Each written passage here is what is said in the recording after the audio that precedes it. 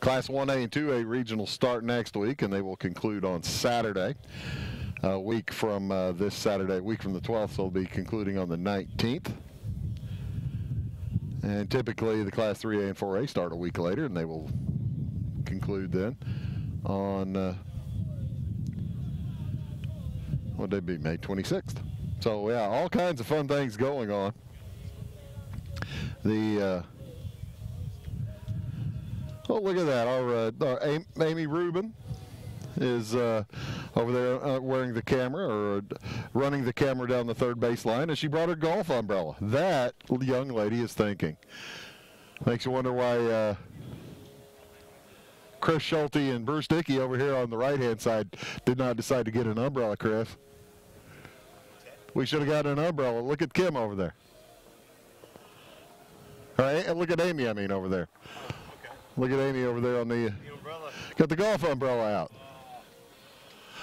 I am not going to beef about the weather, though. This is beautiful. I don't care. It is gorgeous.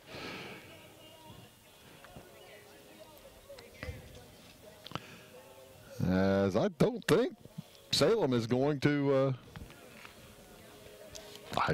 guess they're going to take infield. That's just a little bit unusual.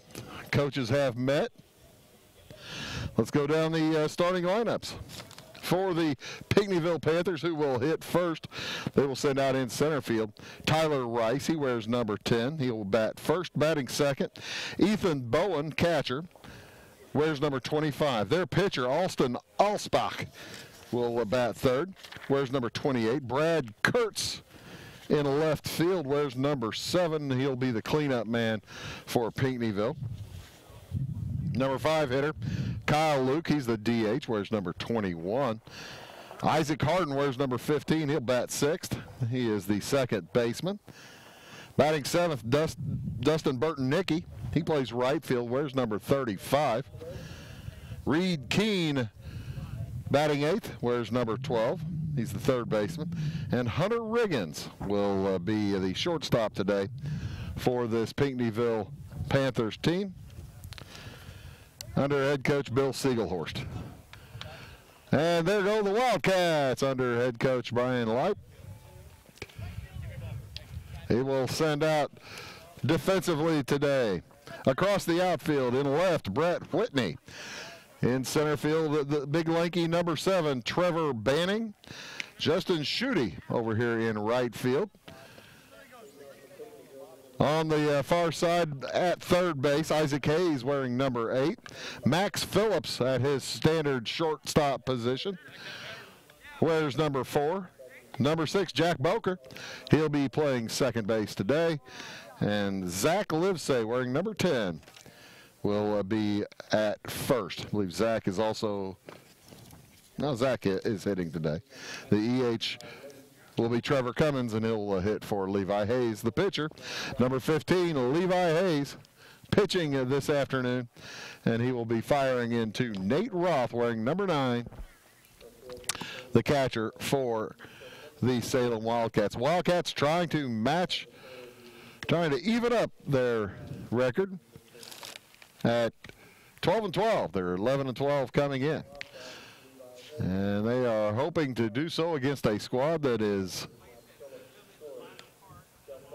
has been struggling for wins this season. The Pinckneyville Panthers have been struggling a little bit. They have 5 wins on the year. And we are just about ready to get underway. Talking to Coach Light, Levi Hayes, 6'3", right-hander. Got a bit of an arm. He can throw pretty good. He's got some fire under there. As he's ready to go, and our first hitter stepping up to the plate for Pinckneyville, Tyler Rice, center fielder wearing number 10. Umpires are ready. Well, they were ready. And a loose ball, loose baseball. The game ball got loose.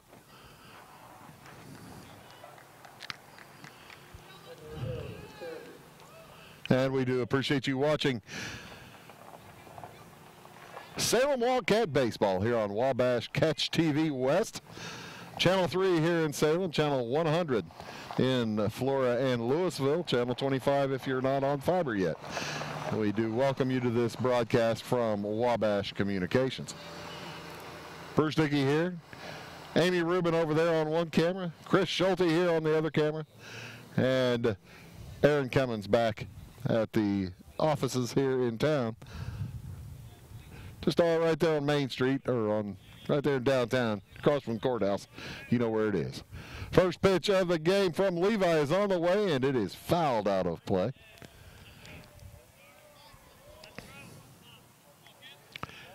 And we are underway with one strike. Salem,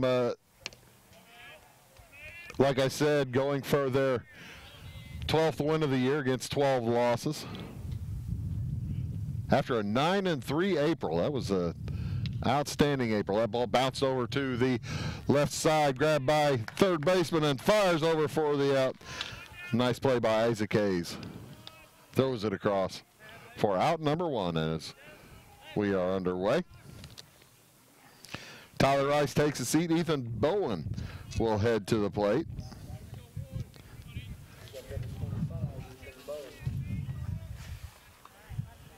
He's the catcher, and he bounces his first pitch he sees to the shortstop. Phillips gathers, fires across, out number two. Had a short delay before the ball game as Zach Livesay for Salem playing first base had to go and trade mitts. He had the wrong glove. In to hit Alston Allspock, pitcher for Pinckneyville. He watches the first one go by for strike one. And a very economical inning so far to this point for Levi Hayes.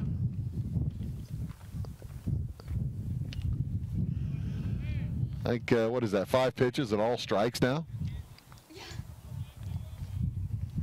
I don't believe he's thrown one out of the strike zone yet. 0-2 the count. To Allspock. Big number 15 fires, and there's a foul ball. And I parked my car in the wrong spot. There's a reason nobody else is parked in that lane except me. Live and learn. Next one to Allspock. Bounce now, out. Nice base hit off to the right side. They're going to try to get him at first base. And had Livesay been able to stay on the bag, they would have had him as the throw beat Allspock in, but as it is, that'll be a single. And the first base runner of the game for the Pinckneyville Panthers.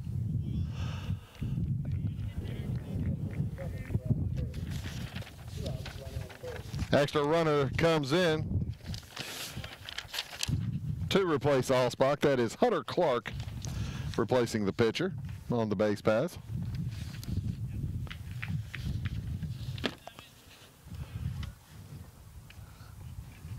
That's still, every pitch has been a strike. Nothing out of the strike zone yet.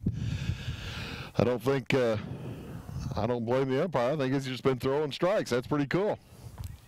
Levi Hayes, pitcher for Salem. He's got the big stirrups. There's the ball. He got the big stirrup socks. A couple of players wearing those for Salem. 4 actually out of the 9 players on the field. 1-0 count to Brad Kurtz, and that ball is bounced over to third base. Fire across in time. Nice play again from Isaac Hayes. He took care of a couple of different hitters, and that will do it for the first inning. Pinckneyville comes up with, well, the top half of the first inning, Pinckneyville comes up with 1 hit, no runs. We'll be back for the bottom of the first after these. Clay County State Bank has been proudly serving the surrounding areas for any and all banking needs since 1905. With convenient lobby and drive-up hours, they are ready to serve you Monday through Saturday. Give them a call at 665-3314, visit claycountybank.com, or in person at 111 North Church Street in Louisville. When you want it fixed right the first time, there's only one name to call: Landers. We've been serving Salem and surrounding areas with top quality collision repair for over 20 years, and we're stronger than ever. We owe all of our success to you and your faith in our work. Our promise to you is when it's fixed for life. So if you find yourself in a mess, call the best. Big or small, we tow and fix them all. 1-888-LANDERS. Give us a call. You'll be glad you did.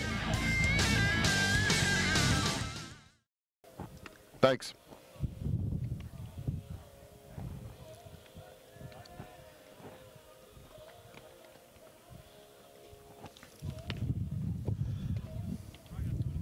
And welcome back here to Salem Community High School. Here for the the bottom of the first inning. No score. Pinckneyville able to scratch out a base hit, but unable to score there in that first inning. 3 infield outs.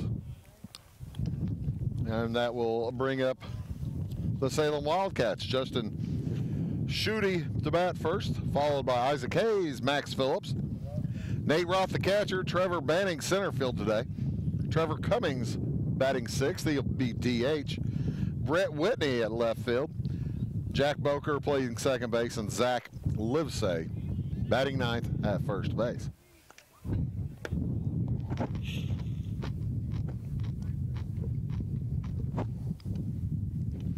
First pitch in from big Austin Allsbach is a bit high for ball 1.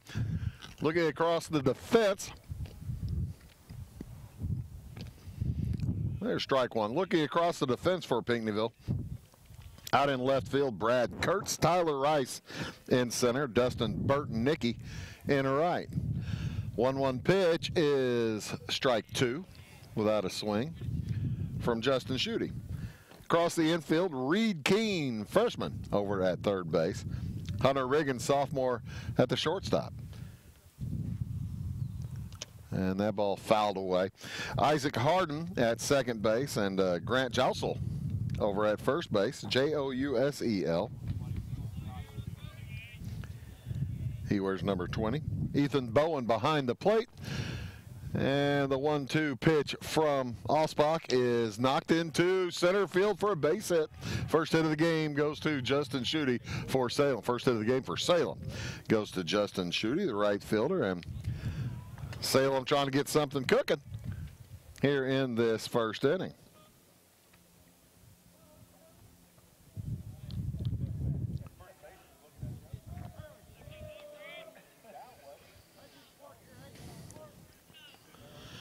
All right, trying that, Mr. Ross. Turn up the high a little bit. Austin Allsbach backs off as he didn't even ever look to first base, but he just wanted to make sure his infield defense knew what they were doing. They're aware that Isaac Hayes, the third baseman for Salem, a threat to bunt here with nobody out. One man on base on first.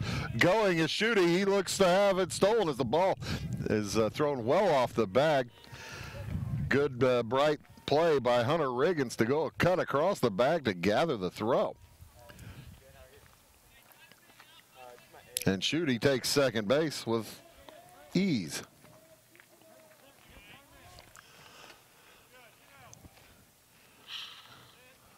And now they'll take a look at him. The pitch is swung at and missed by Isaac Hayes.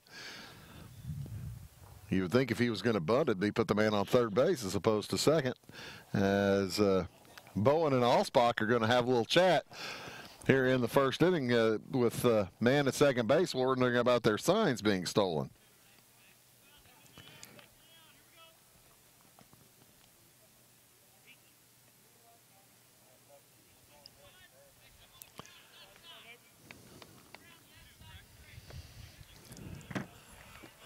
Allsbach will get back on the mound with an 0-2 count against Isaac Hayes. Salem trying to get some runs across here in the first. As the first ball is outside. 1-2. Number 8, the hitter. Third base today for Isaac Hayes. Out of the stretch is Allsbach, taking his time, and timeout now is called from behind the plate, as Isaac Hayes had seen just about plenty of Austin Allsbach. Looking back at his buddy Justin Schutte on second base, he says, "Hey, pay attention to me. Come on." Next from Allsbach is swung on and missed. It's a strikeout. They have to gather, throw to first base, and with the throw, Schutte will take third base. The K for Hayes, that's the first out of the inning. Now Max Phillips has a opportunity for an RBI with only one out here in the first inning and a man on third, Justin Schutte. Max Phillips, shortstop for the Wildcats. Getting his first look at Allsbach as he watches the first pitch come in for strike one. Maybe a little curvature on that one. That's a nice pitch from the junior from Pinckneyville. Stares at third, now fires home, throws it away. Bounce off a pass ball, and Schutte will score easily as the ball bounced up and got stuck actually in the fence. And since it didn't come down, he had to award the one base, and he got it. Let's call that one a wild pitch, actually. So the first run of the game in on a wild pitch. And with one out, it's a 1-1 count to Max Phillips. He'll knock this one over the head of the third baseman into left field, and a base hit for Max. He thinks about trying the arm of the left fielder Brad Kurtz, but thinks better of it and will remain at first base. So a couple of hits already now for the Wildcats.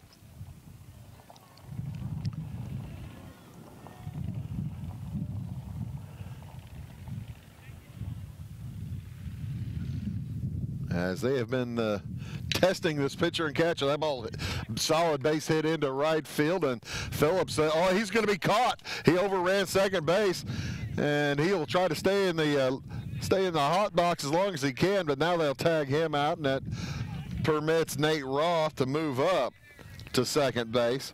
So call that a base hit, taking second on the rundown, and Phillips will be out, caught stealing, or well, in the rundown. Let's see, that would be 9 through the shortstop. 9, 6, 5, 5, and the 5 that ran him down.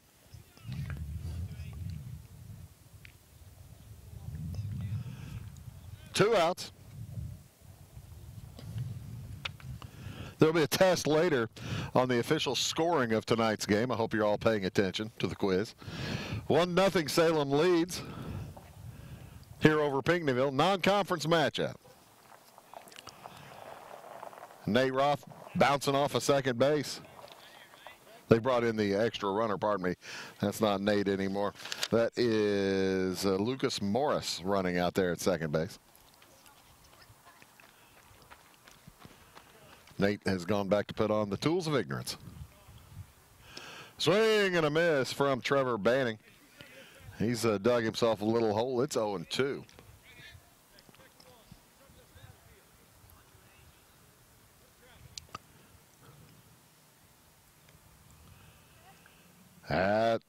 Off the stretch, Allsbach looking back at Morris.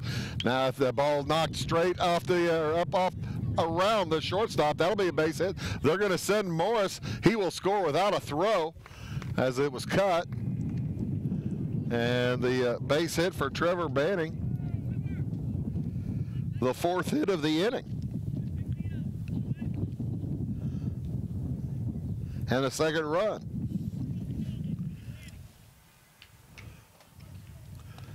For Salem. They lead now 2-0. Still at the bottom of the first inning, 2 outs. Trevor Cummins, the DH, up to bat, wearing number 23. That ball way over the head of the hitter, and that will send Banning to second base on the wild pitch.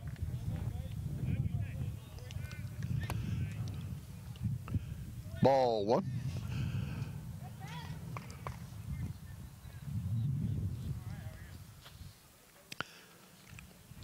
Solid crowd here on hand for this high school game.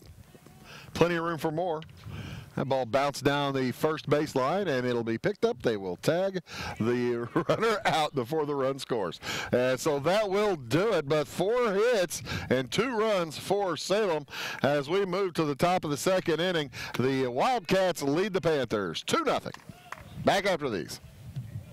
Back & Body Works Chiropractic has something for the whole family, and it's not just about aligning your spine. We offer acupuncture and auriculotherapy for pain control, nicotine addiction, ADHD, anxiety, depression, and much more. We can help everyone in your family, from newborns to the elderly. 101 South Main Street on the Square in Louisville.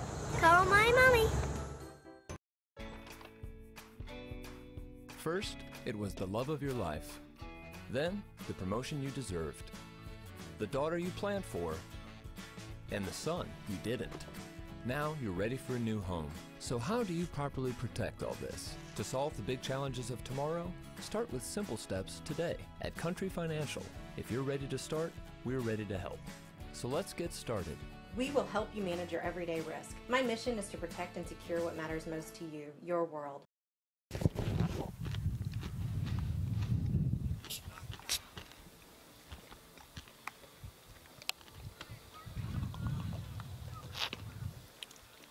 Hey, get a flag shot. Get a flag shot. Welcome back here to Salem High School. The wind blowing a little bit out today.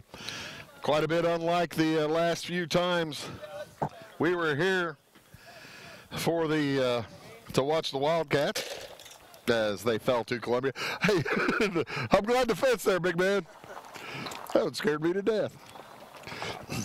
Wind blowing a little bit out, but you'd still have to have normal home run power to be able to get it out. I don't think that wind breeze is going to help anybody very much. Beautiful day, about 78 degrees now here in Salem. Sunny day, just gorgeous as we are back in play. Kyle Luke steps in, and he will be facing Levi Hayes as we begin the second inning. Kyle Luke to be followed by Isaac Harden and Dustin Burtnicki. Luke, the extra hitter, the designated hitter, pardon me. He's hitting for Grant Jousel.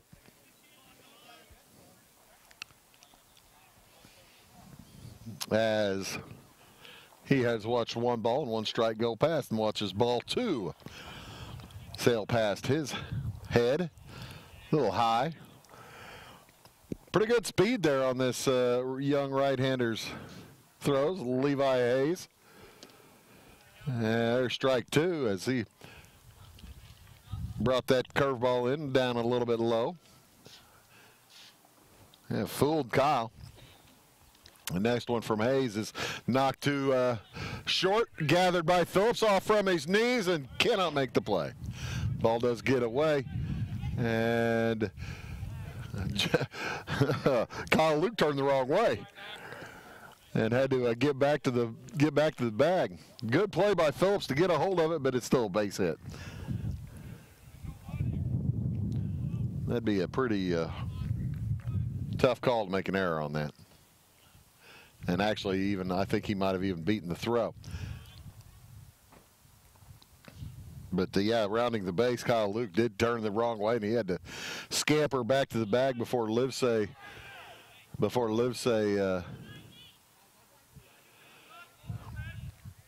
could get there to beat him, tag him out. First pitch is bunted, then while Harden was still in the box, and bounced up and hit him. That makes it a foul ball. Had he been out of the box, he'd been out. But he was still in the box. That's an 0-1 count. Big number 15 on the mound. Doesn't even look to first. There's the bunt. Gathered. Oh, it gets under the glove of Levi Hayes. It'll be safe all the way around. I think Levi didn't realize how tall he was.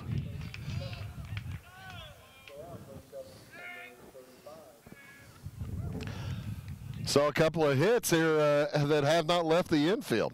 Men on first and second for Pinckneyville with nobody out. Doing a little bit of threatening.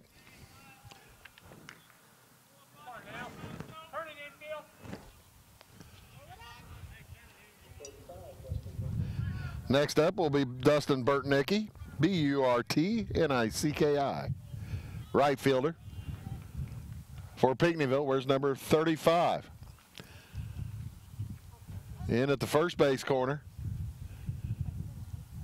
And let's see if Isaac Hayes will charge from third. No, he won't.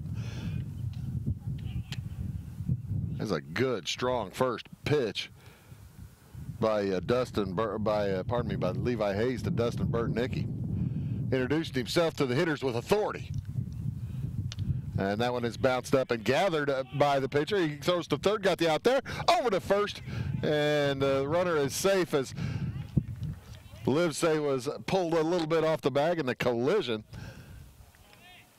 And I don't think Livesay ever was able to make a tag. Fielder's choice, however.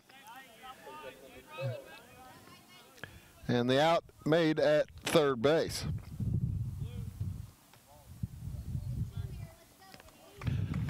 Double play would get Salem out of the inning.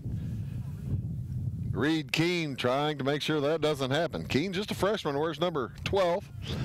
As they'll throw behind the runner out of second base, and ball got away from Phillips, but nice backing up on the play there by Jack Boker. First and second, one out. Reed Keene, the third baseman for Pinckneyville, at the plate. He has watched one strike and one ball go past now.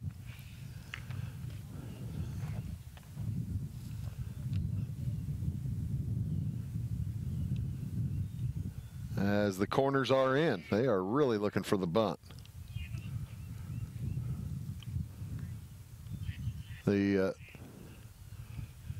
middle infielder is a double play depth. The next pitch from Hayes is a smidge low. It'll be 2-1 the count. 2-0 Salem with the lead here in the top of the second inning. Next one on the way, high, ball 3. And Keene did look like he might try to bunt that, but he pulled the bat back before any commitment on the play. One out, next pitch is ball 4. That'll load him up.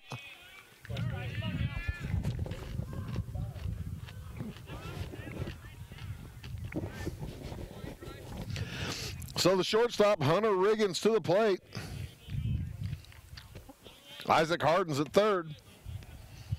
Dustin Burtnicki out there at second base. Reed Keene stands off the first base bag, and the first pitch into number 9 hitter Hunter Riggins is strike 1.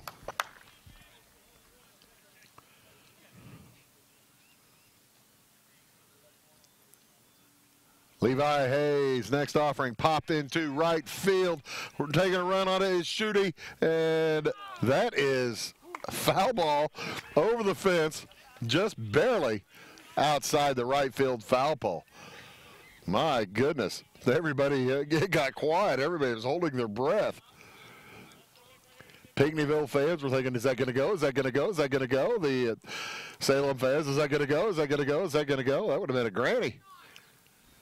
Well, 0-2 the count, and that swing is off to the left side. That might be the grand slam. And it is a grand slam for the number 9 hitter, Hunter Riggins, and Pinckneyville takes a 4-2 lead.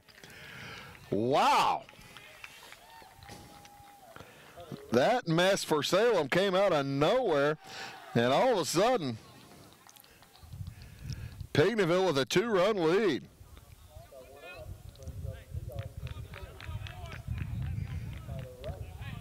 Boy, and I tell you what, the last person on the field you might expect a grand slam from is your number 9 hitter. But he went the opposite field and almost hit one. And then he went pull, and it was a dead pull shot. It was a nice home run, not wind to aid it at all. How about that? Yeah. Next up is Tyler Rice. He'll bounce it to the second baseman. A little trouble there gathering. And Jack Boker can't get it over in time. That'll be a base hit for Tyler Rice.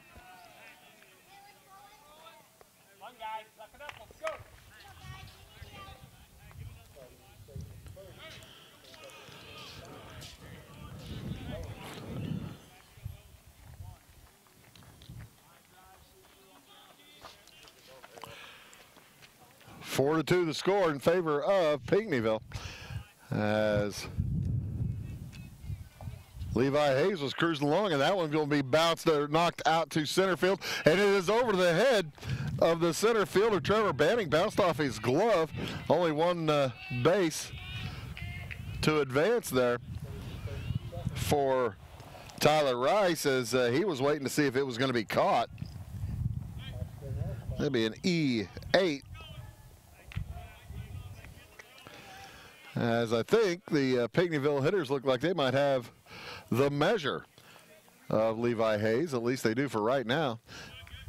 First one from Hayes to Austin Allsbach is high ball one. 4 runs already in, just one out here in this top of the second inning.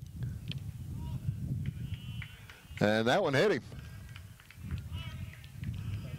So the base is loaded again.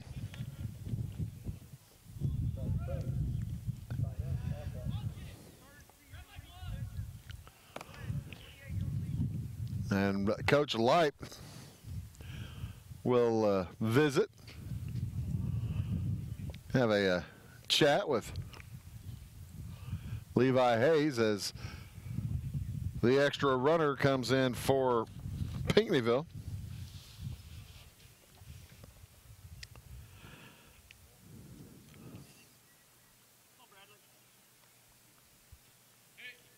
That would be Hunter Clark to run for Austin Allsbach. Brad Kurtz up to bat. He'll be the 9th hitter to face Levi Hayes this inning. Things were cruising along fine here, and all of a sudden the wheels started falling off for Levi.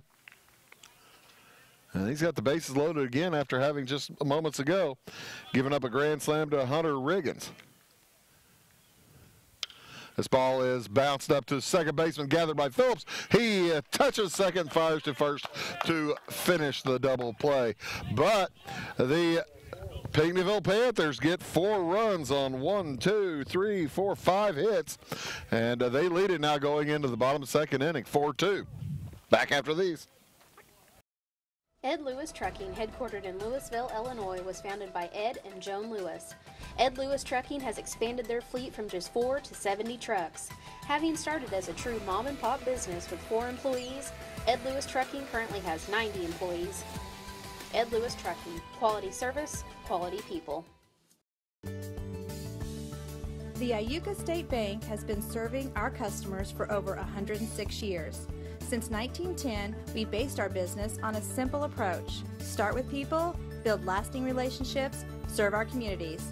Now, with 4 locations to better serve you, we invite you to stop by, visit, and see for yourself. We look forward to the next 106 years and to seeing you soon.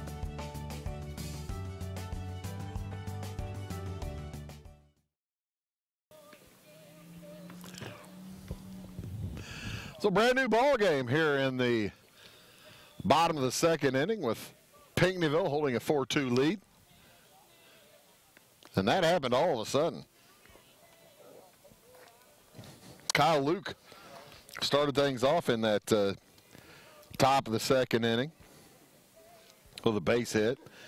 Couple of base hits that did not leave the infield, as a matter of fact. It was just a very strange inning, and then all of a sudden, Hunter Riggins, the number 9 hitter for Pinckneyville, a sophomore, he hit one down the right field line that would have been a home run with the bases loaded. Would have been a home run if it hadn't snaked on the outside of the foul pole. The very next pitch, he fired over the left field power alley for a grand slam. For Salem coming up, it'll be Brett Whitney, followed by Jack Boker and Zach Livesay. Whitney, the left fielder. Watches strike one go past. As Alston Osbach, maybe throwing with a little bit of a sense of burst of confidence out there. His team having staked him to a 2-run lead here in the bottom of the second inning. Now, that one is bounces over the head of the second baseman for a base hit from Whitney. It's going to be one of those days, looks like, with the hitters are ahead of the pitchers.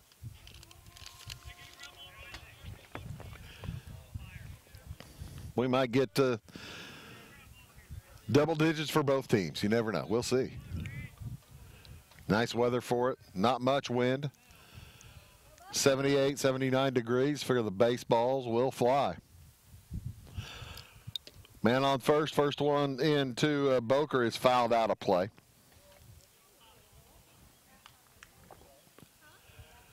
Brett Whitney cautiously off of first base. Looked like in the first inning, the Wildcats were going to try to run pretty early and often against Ethan Bowen, catcher for Salem. As that bunt attempt is foul.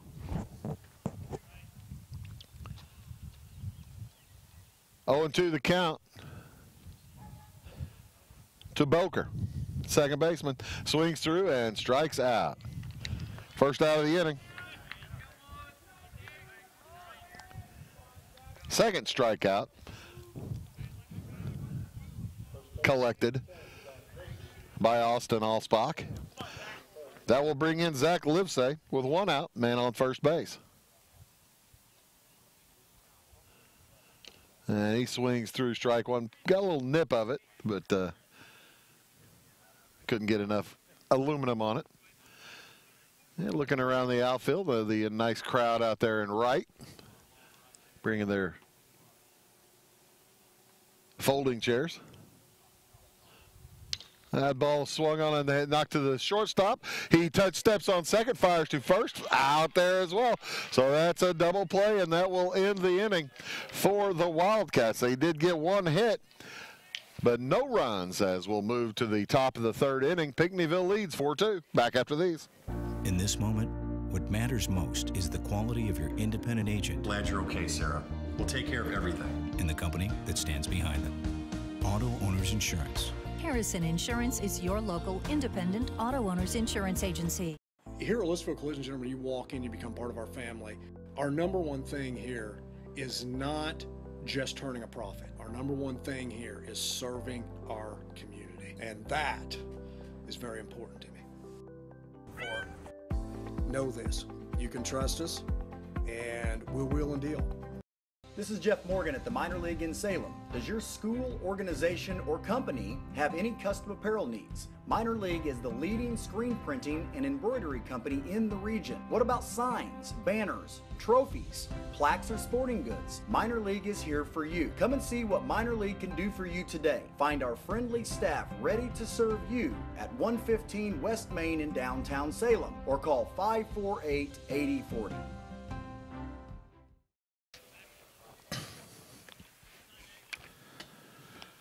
And welcome back to Salem Community High School. We go to the top of the third inning with Pinckneyville leading 4-2. Levi Hayes remains on the mound. He may be there for a while. I think Salem's got about 6 or 7 games in the next week. This may be the first of 7. As the first pitch in to Kyle Luke is swung on and missed. It'll be Kyle Luke followed by Isaac Harden, the second baseman, and then Dustin Burtnicki, the right fielder. That ball knocked foul, out of play.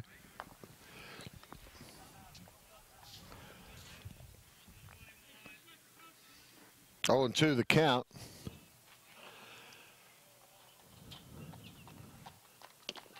And Steve Reich 3.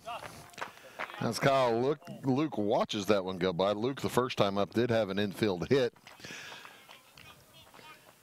Isaac Harden up for the second time. Last inning, he also had an infield hit. Pops that one fouling out of play. Down the first row of cars. Well, first full row, where you have cars on both sides. Nobody's car has been struck, though.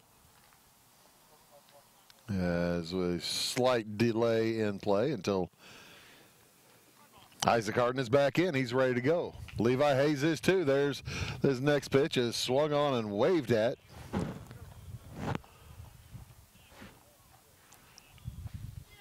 By Harden. And he'll swing and miss at strike 3. Harden got on base as the ball went under the mitt last time of the pitcher.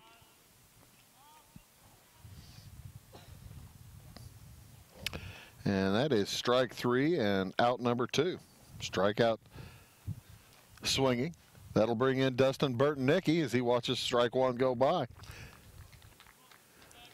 Those 2 strikeouts this inning are the first 2 strikeouts of the game for Levi. 1-1 count on Burton-Nicky. 4-2 the lead in favor of Pinckneyville. Levi's getting himself into a rhythm right now, kids. He is beginning to heat up and throw strikes. 2-2. As Burton-Nicky walked his last trip.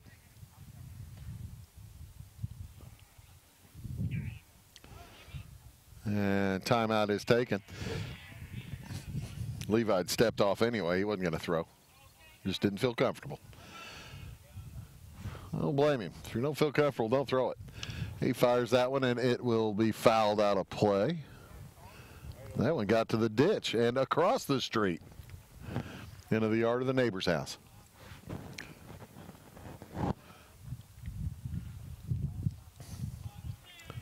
Two and two, the count remains. 2 outs. Nobody on. For Levi Hayes trying to get through the inning unscathed, and he does so with 3 strikeouts. How about that?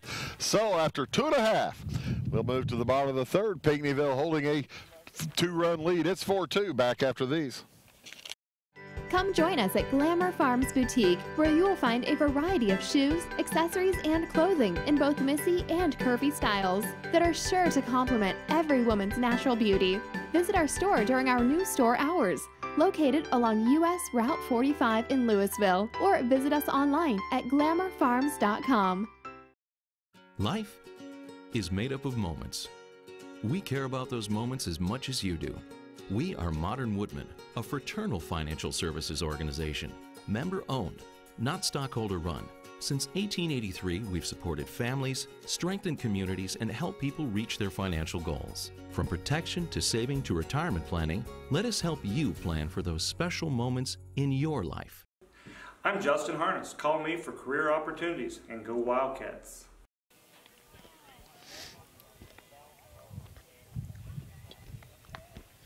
Welcome back to Salem. Here as the Panthers lead the Wildcats. It's a non-conference game. 2 innings in here, Salem's been frustrated a little bit by Austin Allsbach. He's picked up a couple of strikeouts. Justin Schutte will be up first, followed by Isaac Hayes and Max Phillips. The 1-2-3 hitters for the Wildcats. Coach Leip sending out his squad. They made a couple of lineup changes today, trying to test some things out. That's what you do again in non-conference play.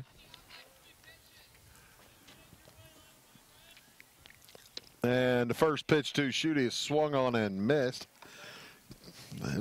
He got underneath it. Well underneath it. Allsbach beginning to find himself a little rhythm too as he throws that one just a little bit outside. Allsbach probably about 6 feet tall standing on that mound, and that one is strike 2.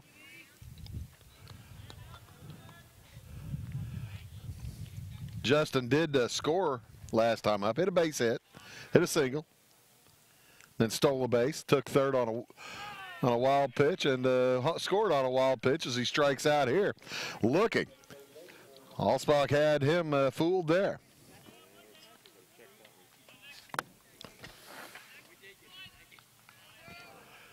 That'll be the first out of the inning. Yeah, he had him fooled. Bum-fuzzled. Had you fooled, had Chris fooled, had me fooled. That's true. Amy Rubin over there on the third base camera. Chris Schulte over here on the first base side. I'm Bruce Dickey. Aaron Cummins back at the studio keeping us going. Next one to Hayes is knocked to the shortstop. He gathers, fires for the out. Second out of the inning will bring up Max Phillips. Shortstop for Salem. He's a good hitter. Senior.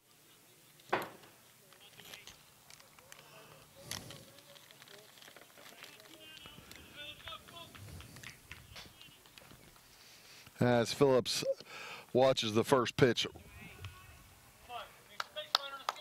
safely passed for ball one. Quick couple of outs here in this bottom of the third inning. Been a relatively brisk baseball game, even with 6 runs scored. Allspock throws a strike on the second one. Next one in from Big Ol' Austin is ball 2. In the dirt.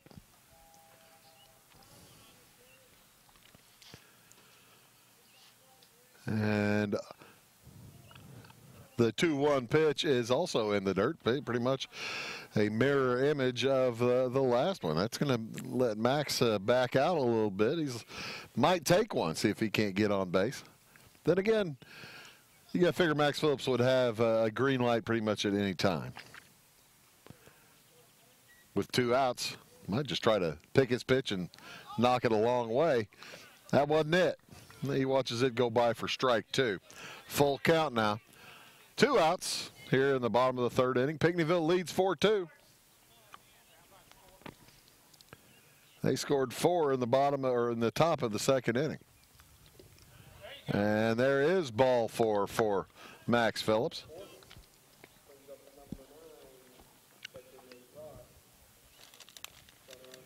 And he will head to first base for the Wildcats. Good speed, too, there at first base. With Nate Ruff heading to the plate. Nate also scored in that first inning.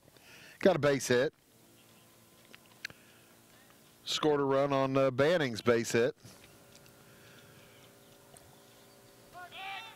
Pass ball got them second base. That ball gets away, and it will be Phillips heading to second. He's going to try for third, and he's going to get all the way over there safely from first to third on a throw over. Got away from the first baseman, Grant Jousel.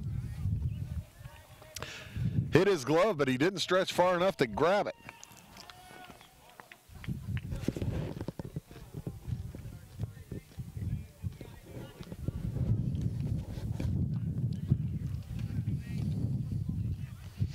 A little bit of frustration out there on the field as Grant, the first baseman, looking toward his outfielders who were giving him the business for missing that throw. Until you've played first base, you can't really give somebody else the business about it. And see what the throw exactly was. Next one in is, it's 2-1, the count now, on Nate Roth, but this all of a sudden is a RBI opportunity without means of a hit. Salem has been running pretty wild on this catcher and pitcher combination. That ball knocked to the first baseman. Jousel gathers and will get the third out unassisted. So the Wildcats will finish with a man on third base, left on third base, and we will go to the top of the fourth inning. Pinckneyville leading Salem 4-2. Back after these. Get what you want and nothing else when you order a la carte internet from Wabash Communications. Wabash Communications is now able to offer a la carte internet called broadband only with fast download and upload speeds, reliable service, and unlimited data usage. No phone services required for our broadband only plans. Our broadband only menu includes packages up to 1 gig download. Call us at 665-3311 now to order. Service availability and internet speed will depend on location. Contact us for details. Is this my car? State Farm knows that for every one of those moments, This is ridiculous! there's one of these. Is this my car?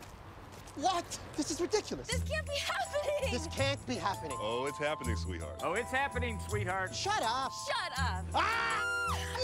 That's why State Farm is there, with car insurance for when things go wrong, but also here with car loans to help life go right. State Farm. Talk to State Farm agent Angie Morelli in Flora today.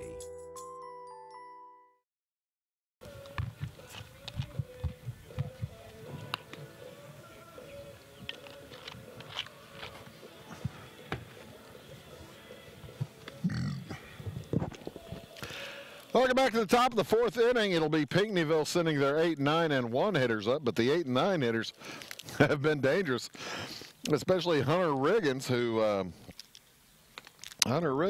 hit a grand slam his last time at bat, and very seldom do you see them go the entirely opposite way. As he hit one out to the right side, it was just barely foul, and it was well out though. He turned around on the next pitch and hit it out over the power alley and left for the no-doubter grand slam. He is the only Pinckneyville hitter with an RBI today, and he'll be batting second this inning. He's on deck. Reed Keene steps in against Levi Hayes and watches strike one go past. Heading to this top of the fourth inning. 4-2 lead for Pinckneyville. For a second pitch knocked to the shortstop, gets through. Max Phillips, he looks at his glove, says, how did that get through? I was right on top of that. Get that with E6. And Salem, as they have occasionally done this year, hurting themselves in the field. There were 2 or 3 outs they gave away in that second inning. That well, you couldn't really call them error, but they were infield singles that had they been actually corralled correctly, probably would have been able to get out of that inning a little faster, especially when Pinckneyville was giving away outs with the bunting. Hunter Riggins up at the plate, hit a home run last trip. Man on first base is Reed Keene. The throw over is not in time, but very close. Be careful over there, says Bill.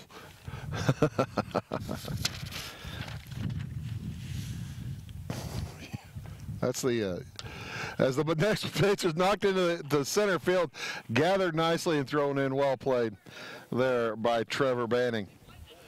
And that will be the first out of the inning. Hunter Riggins flies out to center. Yeah, Bill Siegelhorst pretty much saying, to heck with signals. He just shouted at his player, be careful over there. That's great.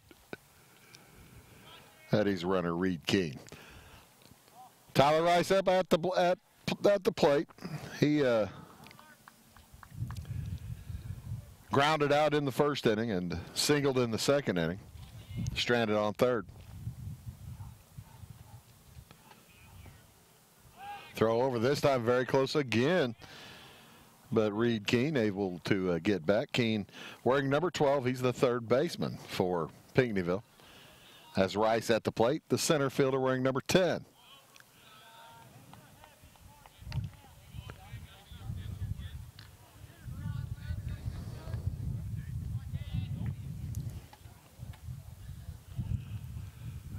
Or 2-0 the count. And that pitch gets by the third baseman. That'll be a base hit into left. And only taking one bag is Keene. He conservative view. As Tyler Rice able to snake it past third baseman Isaac Hayes. So men on first and second with the number 2 hitter, Ethan Bowen, coming up to the plate. Bowen, the catcher.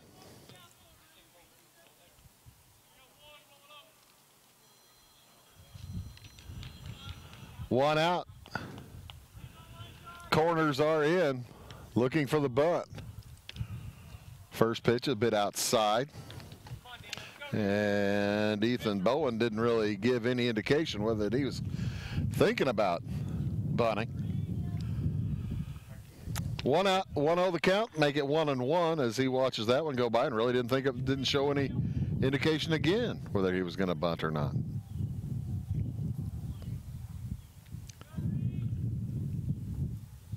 North Clay baseball later this week on Wabash Catch TV, tomorrow and Thursday, I believe. There's a swing and a miss. And I know we've got Salem twice next week, I believe Monday and Tuesday next week. So do keep an eye on Wabash Catch TV. That ball gets away from Nate Roth, and that will move the runners up 60 or 90 feet. It's 1-2, or pardon me, 2-2 the count now on Bowen. Allspock on deck.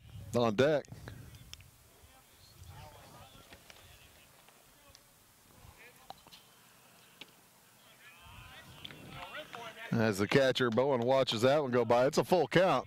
Now with 1 out, men on second and third, very dangerous. That'll move the fielders, the middle infielders back to double play depth. The corners stay on looking out for the bunt. We'll see what happens on full count. It'll be ball 4. So another bases loaded situation for Pinckneyville. They've had a couple. They are 1 for 2 with the bases loaded. And that one providing all 4 runs here tonight.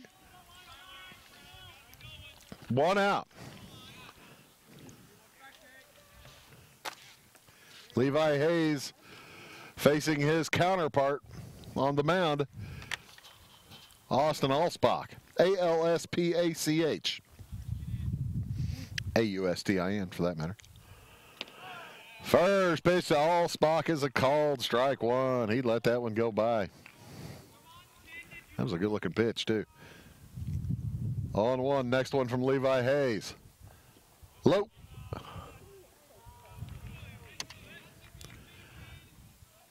Bounced a little bit away from Nate Roth, but Roth was taking his time. He knew where it was all the time. If the runners were going to go, he was going to have them dead to rights. 1-1 with 1 out. Bases loaded, and that ball knocked into a left field. That's a base hit. 1 run is in. Here comes the second one. There will be a play. It is not in time. Safe at home, and they've got Allspock tied up. So trying to score from third, and not in time. There's an out. Trying to score was Bowen, but 2 runs do come in. And that will make it 6-2 in favor of Salem.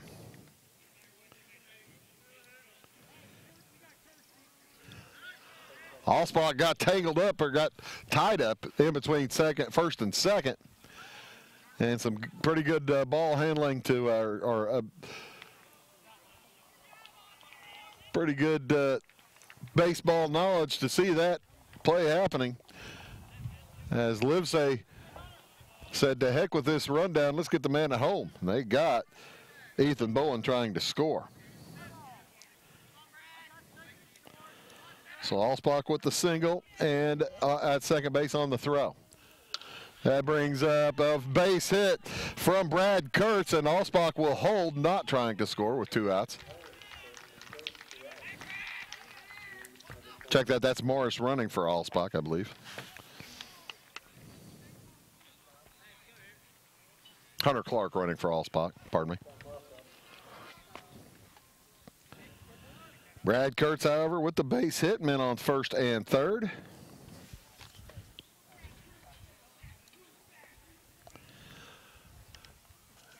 And Coach Leip will replace his pitcher. Levi Hayes has had enough.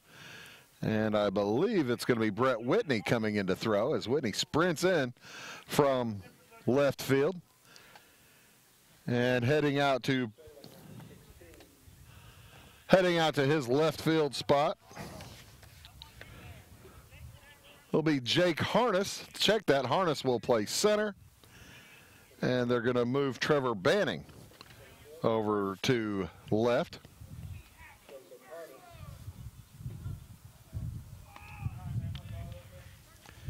So Harness in center now. And Banning moves to left as Whitney will take over for Levi Hayes. Hayes, to this point, has given up 6 runs on 1, 2, 3, 9 hits, and he still has 2 runners out there belonging to him. As Brett Whitney warms up, he will have, with 2 outs here, he'll be pitching to Kyle Luke, the DH for Pinckneyville.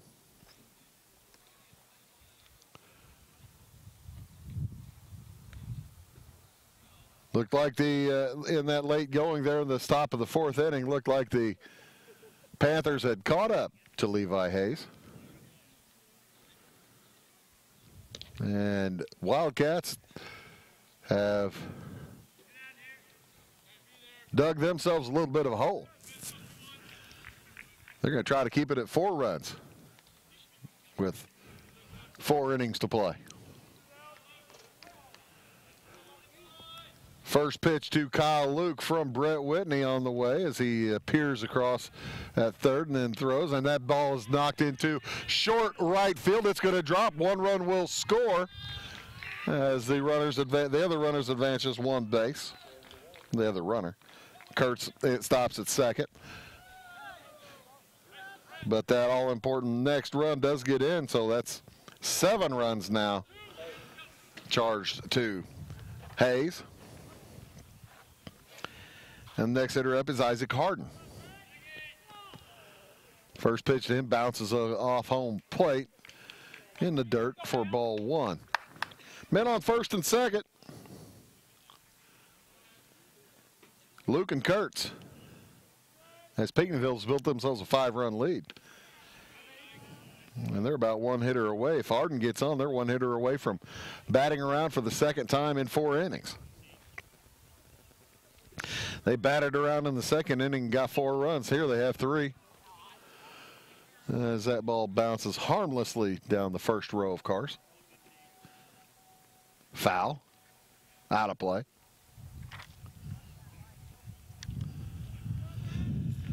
Next one to Isaac Harden, the second baseman, is. Oh, they're going to throw to second. They caught Brad Kurtz napping. Nice pickoff, and Brad Kurtz is meat at second base. But the Pinckneyville Panthers do come up with 3 runs on 4 hits. And as we go to the bottom of this 4th inning, it is Pinckneyville 7, Salem 2, back after these. Come on down to Zinc Building Center for all your building needs. Whether it's a do-it-yourself project or new construction, we'd love to help. See us for doors, windows, metal roofs, shingles, siding, paint, lumber, and electrical. We're located on Route 45 in Louisville.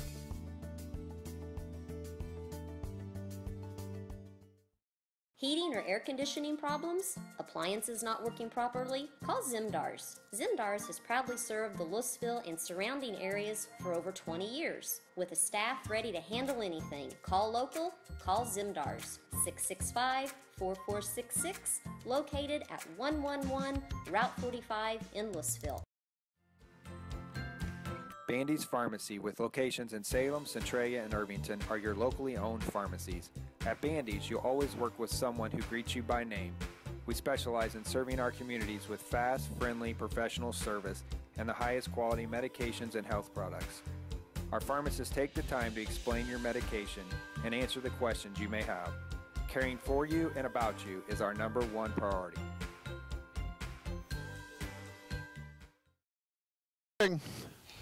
For Pinckneyville as they get 3 runs. They now lead 7-2, and it could have been bigger as the Panthers gave up a couple of base runners on the base paths from either over-aggression or not paying attention. Osbach back in, and his first hitter here in the top of the bottom of the 4th is Trevor Banning. He'll be followed by Trevor Cummins and the new pitcher Brett Whitney. First 2 pitches are strikes to Banning, the center fielder. Well, now moved over to the left.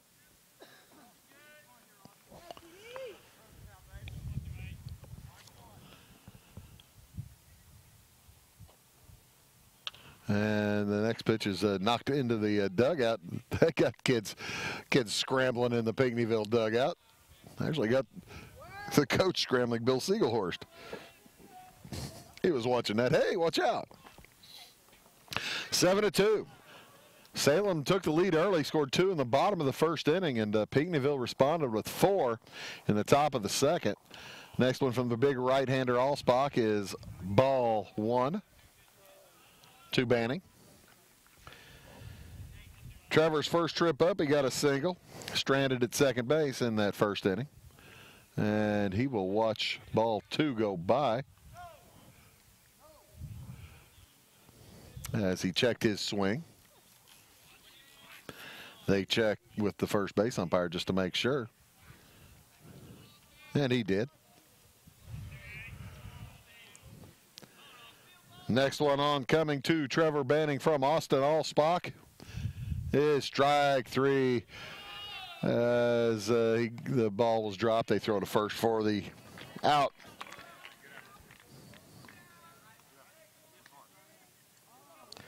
First out of the inning is a strikeout.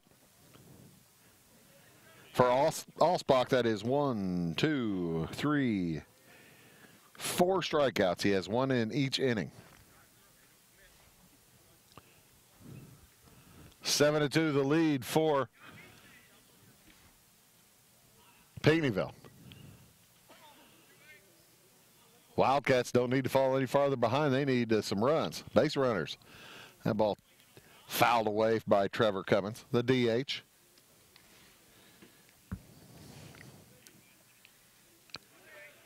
As he is now hitting for Jake Harness.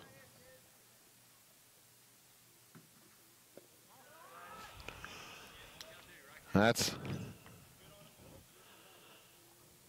a strike. 1-1 the count, 1 out. 5-run lead for Pinckneyville.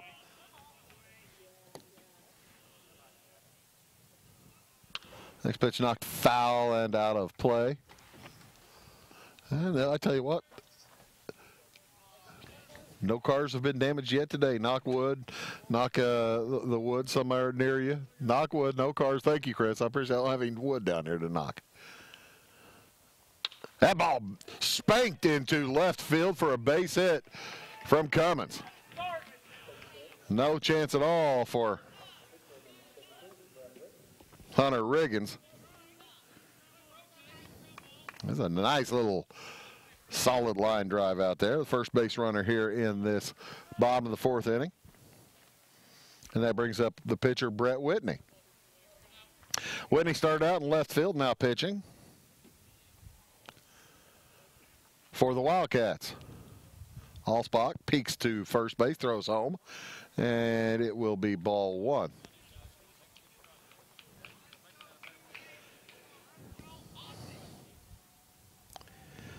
Allsbach's been pretty stingy giving up base runners since that first thing. There's a drive to center field, but it's right into the wheelhouse of Tyler Rice. He makes the grab and throws in for the long fly ball. Second out of the inning. We'll bring up Jack Boker. Second baseman, number 6 for the Salem Wildcats. Since that first inning, Salem has only had 2 base runners. And Trevor Cummins there on first base is just the second one. And that ball gets away. Cummins will head to second. Into scoring position. Base hit might bring him around.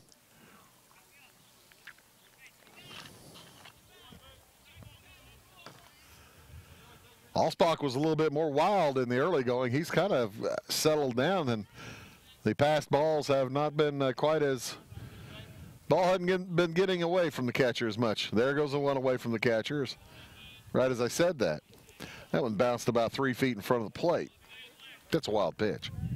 Well, that's not a wild pitch since Cummins didn't advance, but it would have been. Boker at the plate. 2-0 the count. Jack probably watched him wait for a strike. And there it is. Strike one.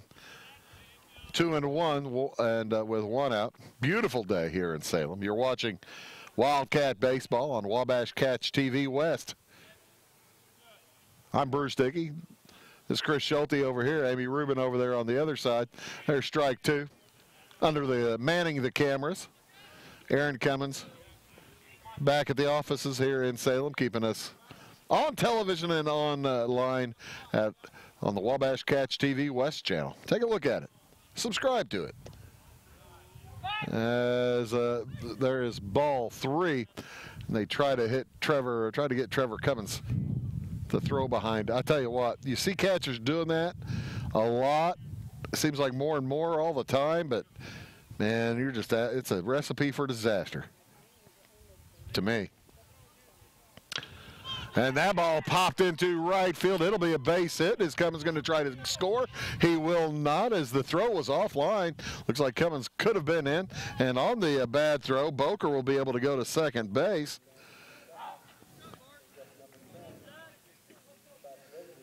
As Cummins, it'll be second and third for Zach Livesay, first baseman for Salem. Big opportunity here. Big opportunity for the Wildcats. First time up, Livesay grounded into a double play.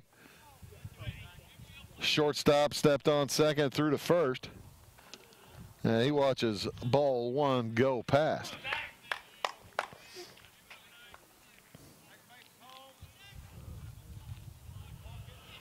Next one from Allsbach is high and inside. 2-0. Allsbach may be running out of steam. Might be Salem's time to take advantage. There's a swing and a miss on, it'll be strike one. 2-1 the count. One out, just one out here. And the big part of the lineup going to be up here in just a moment. Well, the board says just one out. I've got 2 outs. I think there's 2 outs. Scoreboard's wrong. 3-1 to Allsbach is ball 4. So with 2 outs, to the plate, we'll head Justin Schutte. He's 1-1 for the game. Had a base hit in the first inning. And struck out looking in inning number 3 as we are in the bottom of inning number 4. That ball well over his head. And base hit here can turn this game right around. It's 7-2. 1-1 now to Schutte. Justin Schutte, right fielder. Leadoff man for the Wildcats. There's ball 2 as they throw back to second base to try to keep the runner close, try to get Boker, and he's back in time. Hunter Riggins is pretty close. But boy, oh boy, there's just so many bad things that can happen throwing behind a man at second base with the bases loaded. There's ball 3, and Austin Allsbach is in trouble. He is close to walking in a run. Let's see. There's swing and a miss. Strike 2. 3-2 full count, 2 outs. Everybody's going to be going with the pitch. Allspox full count offering. Strike three, able to get out of it. Unbelievable. So, after 4 innings, the score remains a 7-2. We'll be back with the top of the 5th after this. Marion County Savings. I enjoy working here because the employees are treated like family. This is a great place to work, that's for sure. We enjoy helping others. Our customers are like family to us. Our mobile banking app is so easy to use. We're social. Like us on Facebook. Thank you to our members and customers. At LTD Ford, we're committed to keeping your vehicle running like the day you took it home. From transmissions to brakes, batteries to tires, our ASE certified team will fix it fast and fix it right the first time. All at the price that will leave you smiling. And don't forget, at LTD Ford, our fast lane service is open Monday through Saturday with no appointment necessary for your convenience. Let Leonard, Tim, and the rest of the LTD team show you the difference. Visit us at 848 East Nolman in Centralia.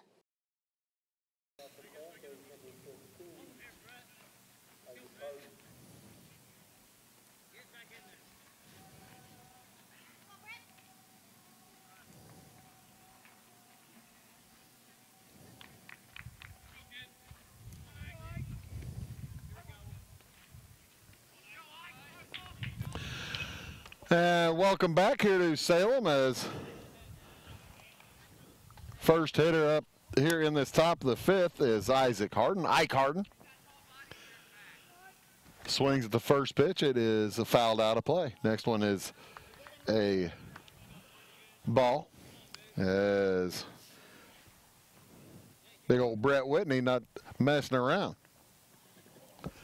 on the mound. Into the wind and the pitch, strike 2. Brett Whitney wants to get back into the offensive side of things here as it's 7-2. Salem needs to get some outs and then score some runs. There's strike 3. Swinging for Harden.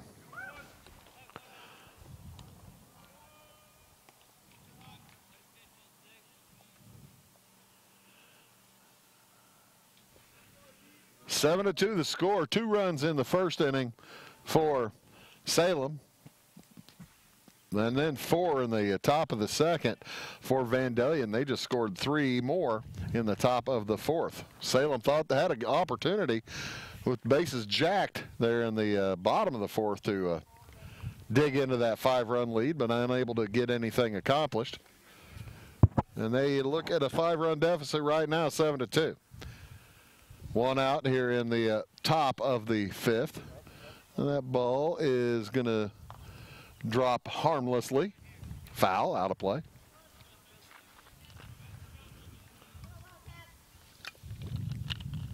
As Dustin Burton-Nicky, right fielder,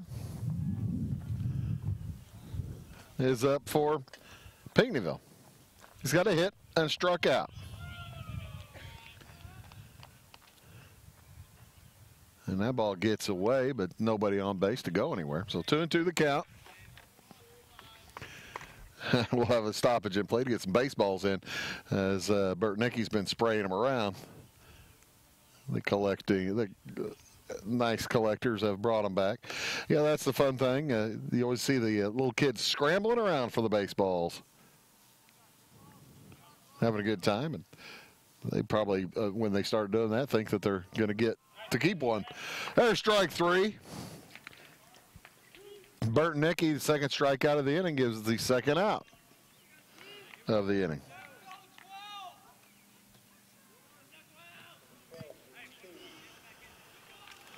Which will bring up Reed Keene. Keene has walked and reached on an error, and he swings meekly through that one.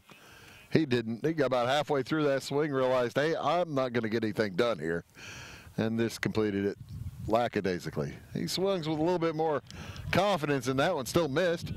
It's 0-2 as Whitney's working on a fast inning. That one's knocked into center field. Back on it. It is over the head of the center fielder, Harness. And all the way a stand-up double for Reed King. Jake Harness in way too close apparently on that one, as that one gets over his head. With 2 outs, a man on second base. So Hunter Riggins steps in, shortstop. He's 1 for 2 with a long fly ball to center and a long fly home run to left. First pitch is out of the strike zone, ball 1. 2 outs here, 1 ball, the count. Man on second base is Keene. And that ball is a base hit. Is Keene going to try to score? He will be able to score as Harness has trouble gathering. The throw in to second. Keeps the runner at first, but the damage is done with 2 outs on a double and a single. And that is the 8th run of the game for Pinckneyville. Up next is Tyler Rice, the center fielder for the Panthers, with Ethan Bowen on deck. Make it a 6-run lead now, 8-2. Here in the top of the 5th. That ball bounced foul play, or into foul territory.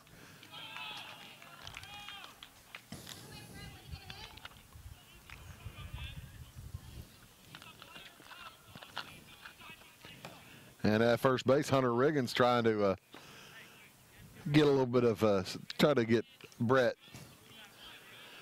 Whitney, try to get Brett Whitney's attention, see if he can't throw him off a little bit, trying to throw home. 2-strike count to Rice. And Rice's next pitch is out of the strike zone. Ball 1, or Whitney's next pitch to Rice. Rice has he's 2 for 3 with a couple of singles, and that ball knocked foul behind me. That was close. That one nearly banged a car. 1-2 the count remains, and there is strike 3 looking. But the damage is done on 2 hits, 1 run, and Pinckneyville now leads going into the bottom of the 5th inning, 8-2. We'll be back after these words. Fiber to the home is a new and fast-growing method of providing higher bandwidth to consumers and businesses. Connecting homes directly to fiber optic cables enables large improvements in the bandwidth for faster internet download speeds and allowing you to have expanded television options. Only Wabash built a fiber optic network in this area. Wabash's internet service includes unlimited data usage, consistent and reliable service with 24/7 emergency tech support. Call 665-3311 now to sign up for one of our upgraded packages. Life is made up of moments. We care about those moments as much as you do. We are Modern Woodmen, a fraternal financial services organization, member-owned, not stockholder-run. Since 1883, we've supported families, strengthened communities, and helped people reach their financial goals. From protection to saving to retirement planning, let us help you plan for those special moments in your life. I'm Jane Ware, your Modern Woodman agent.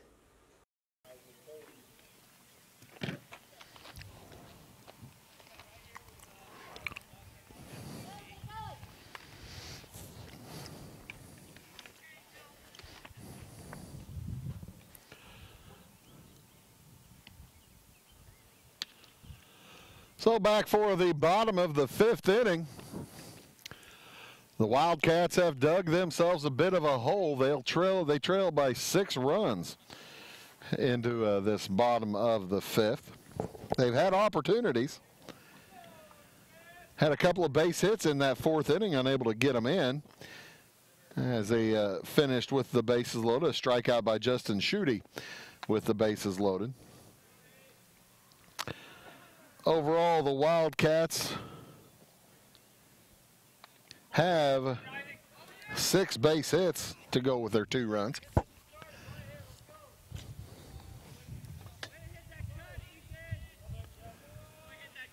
He 11 hits for the 8 runs for Pinckneyville. So Pinckneyville is muscled up, including that grand slam home run by Riggins in the 2nd inning. Isaac Hayes, Max Phillips, and Nate Roth to hit here for Salem. And this bottom of the 5th. That ball about a 57-foot fastball. New pitcher in for Salem. That's Kelton Lindsay. Kelton Lindsay, L-I-N-Z-E. As he has a 1-1 count now on Isaac Hayes. Lindsay quite a bit thinner than Allsbach, as Allsbach has moved over to first base.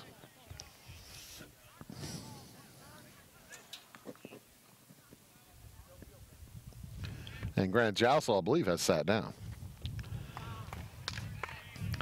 3-1 the count now.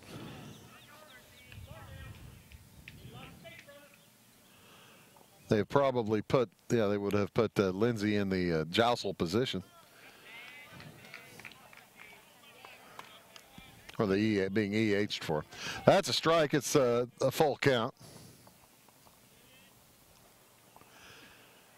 Next from Lindsay is banged into center field, is on the run and not being able to make the play. Tyler Rice, so that'll be a base hit by Isaac Hayes to open up this 5th. So Salem trying to get something going.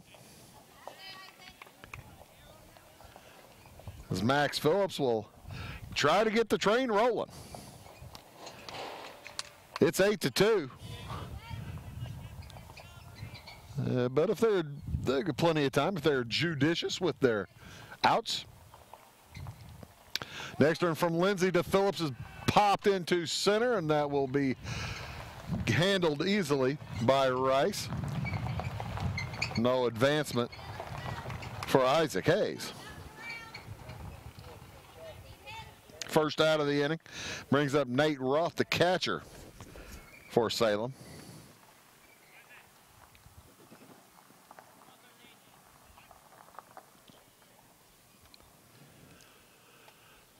And throw over to first base. Gets away from Allsbach, and heading to second without a throw is Hayes. So Hayes in scoring position. It went off Allsbach's glove, so that'd be an E3 on the throw over.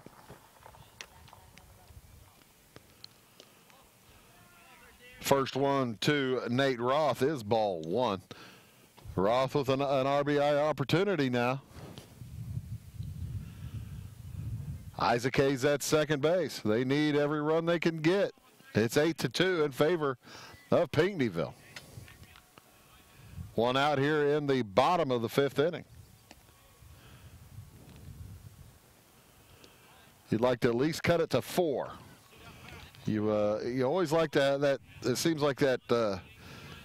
If you get it's a mental difference. If you can get it to a number that you could match it on one swing of the bat potentially, it makes a lot of difference mentally. There's a strike 1 on that 3-0 count.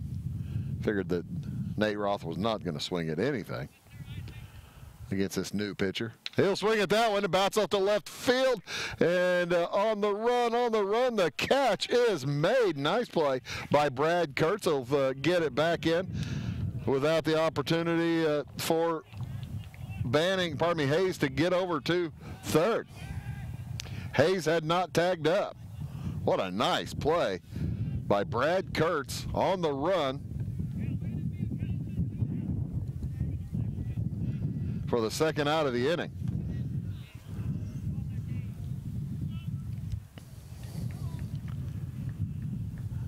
And that brings up Trevor Banning.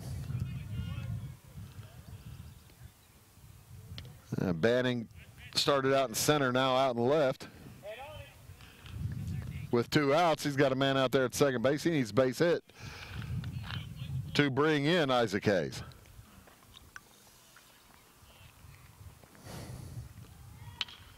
And that ball is popped out into left, deep left. Is it gone? And it is A home run for Trevor Banning, and just like that, that cuts it to that 4. It's a 4-run lead now, 8-4, as that ball was well over the fence. Hayes scores in front of Trevor Banning, whose big bomb cuts it to 8-4. Trevor Cummins up next, and his teammates are urging him to keep it going. Let's get some base hits. That one popped out there to right or left center, and that's going to get down and roll to the fence. On the run, Cummins on the way to second base. The throw in is not in time. A little bit off the bag. Cummins might have been out there at second base. A better throw. Had to be a perfect throw to get him. But Wildcats liking the new pitching of Kelton Lindsay, don't they? Yeah. Well, Allspock still out there as Bill Siegelhorst walking out to talk to his pitcher, Kelton Lindsay. Lindsay, a junior for the Panthers. And up next, after following that double from Cummins, will be Brett Whitney for the Wildcats. They're going to keep Lindsay in the ball game as Whitney comes in. Coach Siegelhorst trying to make sure that everybody knows what they're doing here on the infield.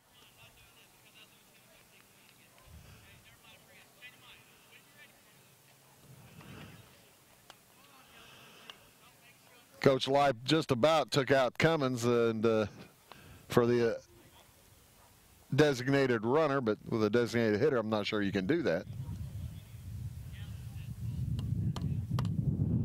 Cummins remains on second base.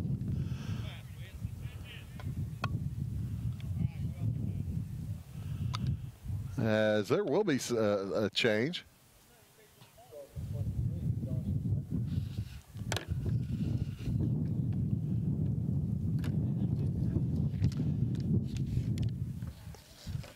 Entering for Cummins will be Dawson Linder.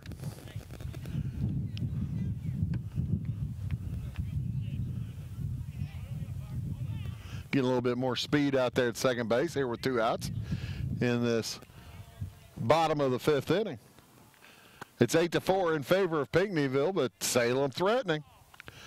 2 runs already in this inning on a single and a home run. Home run by Trevor Banning. It was a no-doubter.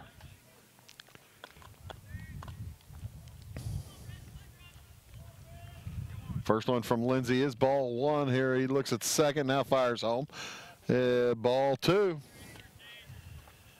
Brett Whitney going to take his time. Pick out his pitch with a 2-0 count. 2 outs.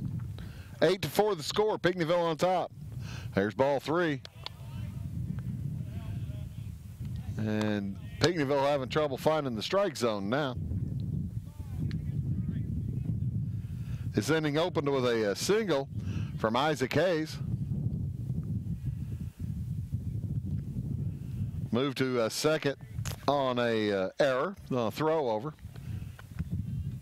Stayed there until the home run from Trevor Banning brought him around, and as ball 4 puts Whitney on first base. And now Kelton Lindsay is going to be done. Bill Siegelhorst will replace Lindsay.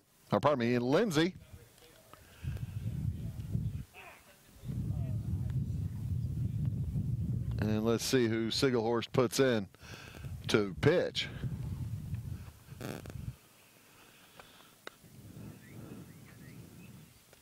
Whitney headed straight in to the dugout. Left-hander coming in. That's Jousel, pardon me. Grant Jousel. And I apologize if I'm butchering Grant's name. J-A-U-S-E-L. Grant Jousel. Jousel. I apologize again, but I'm going to be saying it probably the one way wrong all night long. Left-hander warms up with hitters on first and second, runners on first and second for Salem. Jack Boker will be the hitter for the Wildcats.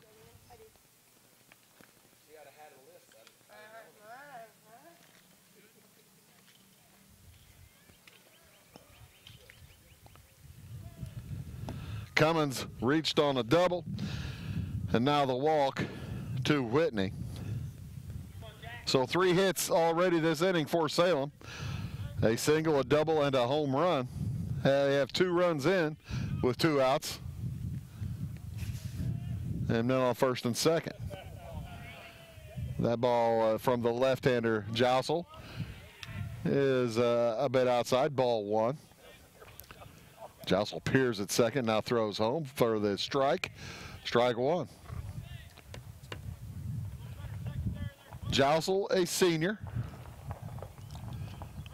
fires home, and that ball swung on, knocked to shortstop, and he'll bobble it, and he'll be safe everywhere. Hunter Riggins unable to handle the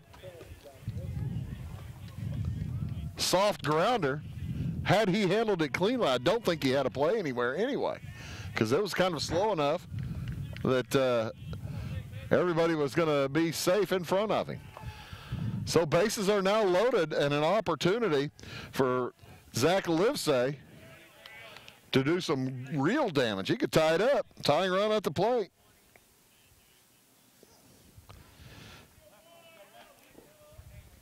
Bases loaded. Strike 2 from the big left-hander Grant Jousel.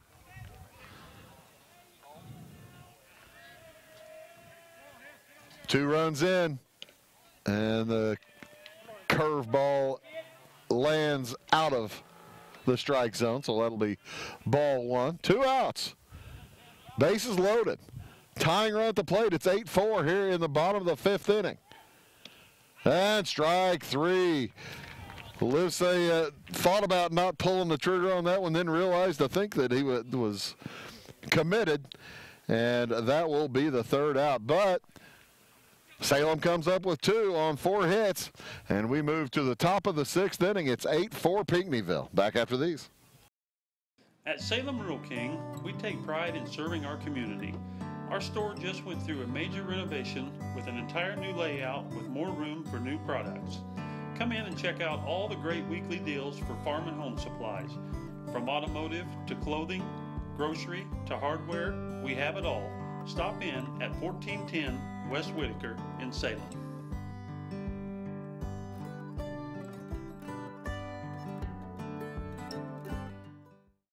Looking for cutting-edge products with the convenience of banking anywhere? Ready to earn cash back or interest on your account? If so, stop by one of our branches and ask about our Hometown Rewards checking accounts and our new mobile banking app with remote deposit and bill pay. The Clay City, Flora, Louisville, and Fairfield Banking Company. We're the hometown banks. Member FDIC and equal housing lender. The last one did pretty good, but the first one was like, dang. Yeah. Yeah. Going to run like, Oh, is that right? Heck, I didn't realize that. He looked a lot more comfortable pitching than he did at first base. As we are back here at Salem, the Wildcats trail the Panthers 8-4 as we move to the top of the 6th inning. I was talking with one of the umpires about the curveball there from Grant Jousel. I did not realize they said he is going to play college baseball at Red Lake. That was a nasty one. Brett Whitney back out for Salem. And his first pitch to Ethan Bowen is strike 1. That one popped into short right and not long enough to stop Jack Boker from making the play, and the fly out will be the first out of the inning. Ethan Bowen to be followed by Austin Allsbach here. And then Brad Kurtz. Allsbach with these 2 for 2, plus hit by a pitch, so he's been on base all 3 trips. And he watches strike one go past. Did score a run in that fourth inning. 11 base hits now for Pinckneyville, 10 for Salem. There's strike two. Allsbach yet to take the bat off his shoulder. He was hit by a pitch once. The next one is going to be ball two as they check to make sure whether he swung or not. No, sir, says Tim Koch. 2-2 the count, one out. That one knocked into right field. Back on it. It's Schutte, and he'll make the grab at the warning track.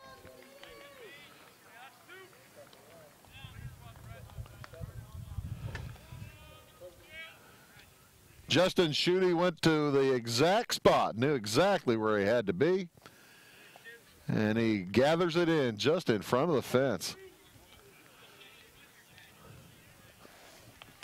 Probably about 315, 320 feet right where he gathered. To deep center, you're looking at 360. To the corner on the right side, 292. Corner on the left side is 312. Next ball knocked back to Brett Whitney, and he'll gather himself and head to first base for the out. So a uneventful sixth inning.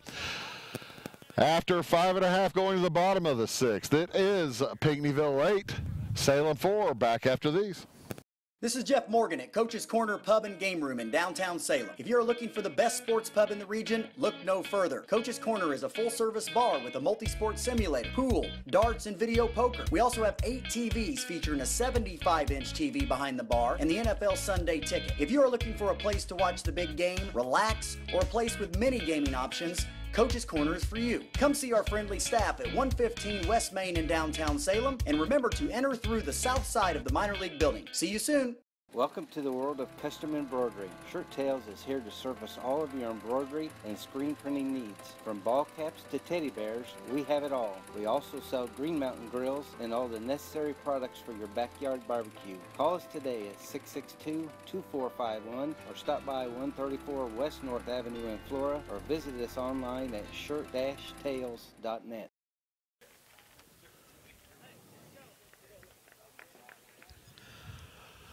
Welcome back to Salem Community High School.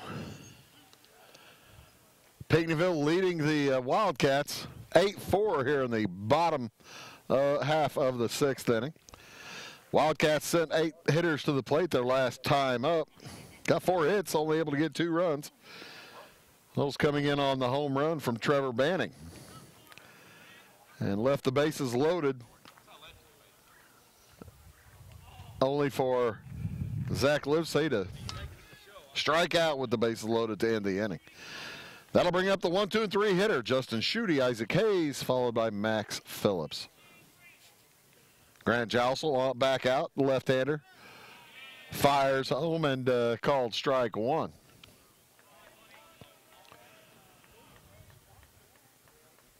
Jousel looks a lot more comfortable on the mound than he did at first base, let's put it that way, as his first 2 pitches are strikes. And there is ball 1. Justin Schutte at the plate. Looking at a 1 and 2 count. Justin has struck out twice today. Got a base hit his first time up. So he's 1 for 3.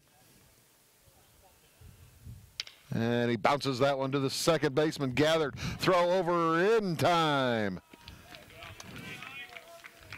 Nice play by Isaac Harden to make it look easy.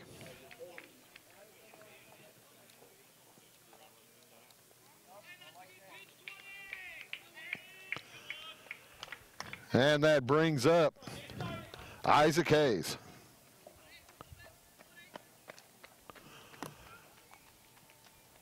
For the Wildcats, who need base runners. They're running out of outs. They're down by 4 runs here in this bottom of the 6th inning. Only 5 outs to go. That ball bounced to the left side and gets through. Isaac just went down there and golfed it out into left field. Just got past Hunter Riggins' glove. And the base hit will bring up Max Phillips with 1 out. Man on first is Isaac Hayes. Hayes, by the way, scored last inning on that home run. He was in front of that. He had a single.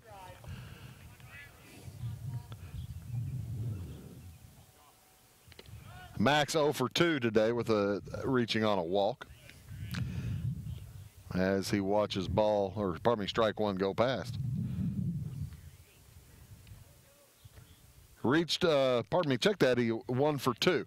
That ball gets through the second baseman, and it'll put men on first and third as it went right through Isaac Harden's glove. So men on first and third with just 1 out here in this bottom of the 6th.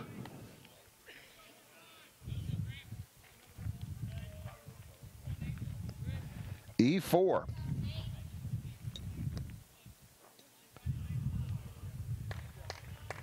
Making it a little bit harder on Grant Jousel.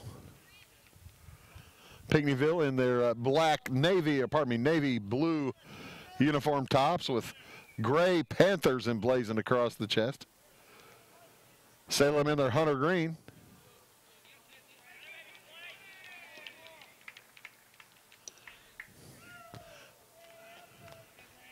Oh, and 1 the count now on Nate Roth.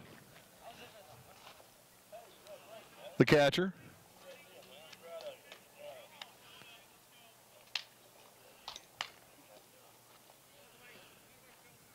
Steps in, he's ready. Men on first and third. Just 1 out for Nate, 0-1 the count. He bangs that one pop up in between short and left field, gathered by the shortstop Hunter Riggins, and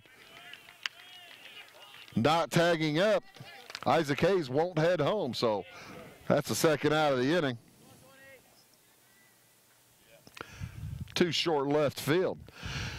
With Riggins falling backwards like that or having to go back on the baseball, you wondered if Hayes was going to tag up over there and maybe try to score.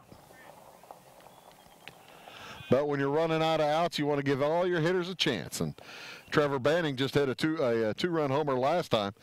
Give him a chance at a 3-run dong this time. He knocks it out to left, but right to Brad Kurtz, who makes the catch. So Wildcats unable to get anything across with 1 hit, and 1 man reached on an error. After 6 innings, it is Pinckneyville 8, Salem 4 back after these.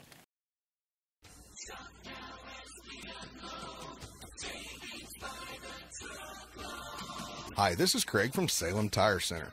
Our business is getting you on the road and keeping you there. That's why we're a proud provider of the Michelin tires, including the Michelin Defender family, Michelin's longest-lasting tires on the road. Stop by today at Salem Tire Center, Route 50 and I-57 in Salem, or call us at 548-5045.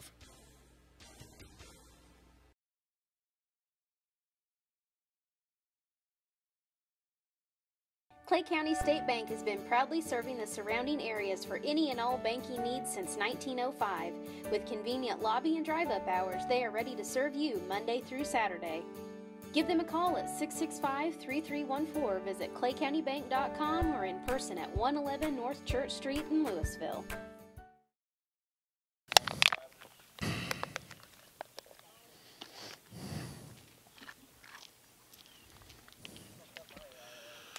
And welcome back to Salem Community High School. The Pinckneyville Panthers leading the Salem Wildcats by 4, 8-4 here in this top of the 7th inning. Brett Whitney back out for the Wildcats, and he will face Kyle Luke and Isaac Harden, also Dustin Burton-Nicky.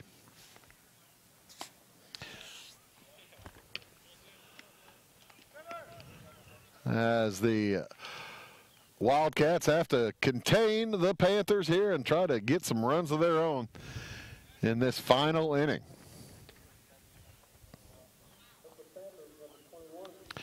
Kyle Luke, Isaac Harden, and Dustin Burton-Nicky set to come up. Luke, the designated hitter.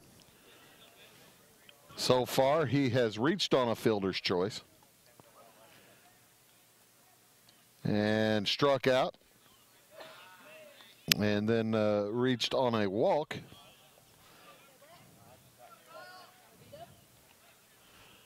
Pardon, that was a base hit.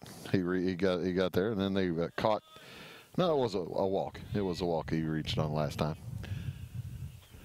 Watches the first two go by, and they knocks this one just over the head of Jack Boker into short right field, and it will be a base hit to open the inning. That was a nice throw from Schutte in to get, or to at least make it close on Luke. Luke with the base hit.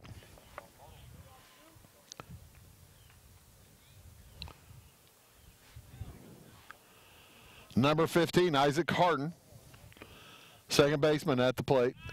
Throw over, not in time for Kyle Luke.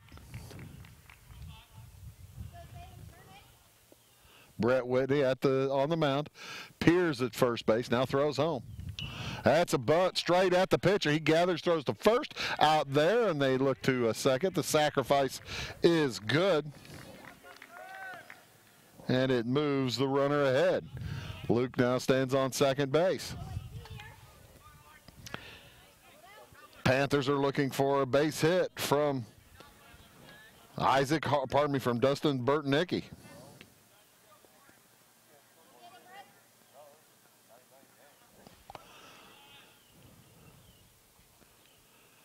Whitney fires home. It is ball one, a bit low. Brett Whitney works quickly. He doesn't mess around even with a man on base. He'll look, but he makes his decision quickly, decides whether he's going to throw at the runner or throw at home. And when he makes that decision, he gets it home in a hurry. It's 1-1 count, and that ball swung through, swing and a miss. Burton-Nicky wanted all of that one and swung right through. And this one is popped up into foul territory just in front of us, and the first baseman can't make the play. Zach Livesay, the ball, wind blew it just a little bit back toward the field. It was in foul territory. So just a loud foul. Pearl Zach may have just may have overrun it in the first place, and when it was coming back down, it tailed off to his right and dropped. Now the ball hit back to the pitcher, and he'll have an easy throw to first base for the out. So with that foul ball landing on the ground, no harm, no foul. There you go. You like that? Chris liked that. There you go. Thanks, Chris. I appreciate that. No pun intended? Pun deeply intended.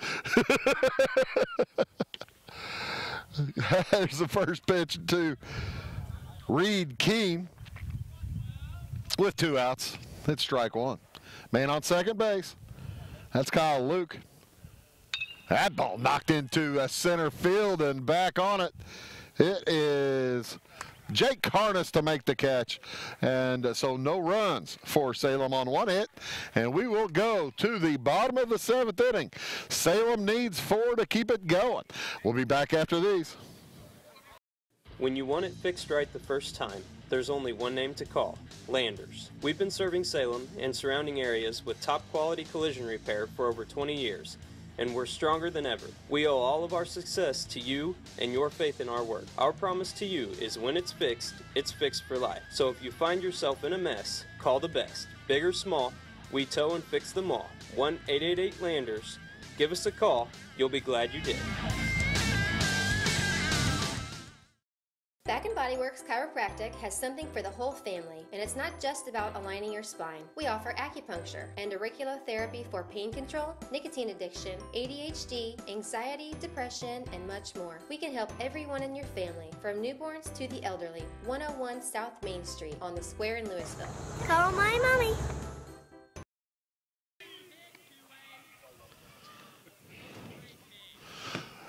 It's always good to get help. See, I should have just asked you when you were running over here. Yeah. Welcome back to Salem. Wildcats versus the Panthers. As the I think he got a little adrenaline in there, didn't he? Austin Allsbach at first base. Grant Jostle at the pitcher, the pitcher spot. And he will face Trevor Cummins along with Brett Whitney and Jack Boker.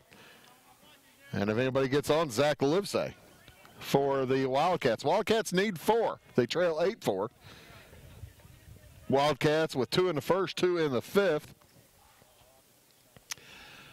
And they lead it by 4. The Panthers with 4 in the second, 3 in the 4th to go up 7-2. They were up 8-2 after the top of the 5th. As it's 1-1 now on Trevor Cummins, the DH. And he has done as he's supposed to. He's 2 for 3. Had a double his last trip and was stranded at third. That was following Banning's home run. This ball knocked to the left side, gathered by the third baseman, up and over. The ball gets away. So Trevor Cummins is on. Reed Keene's throw across to Allsbach. A little close. It was going to be close anyway. And Allsbach could not gather the throw. So first man is on, E3. Next up is Brett Whitney. And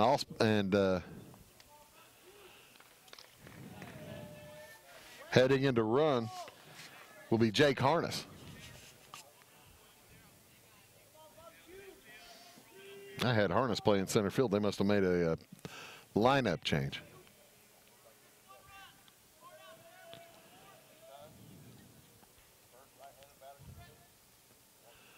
Well, I guess you can do that. Yeah, you can do that because Harness is the spot where Cummins was hitting.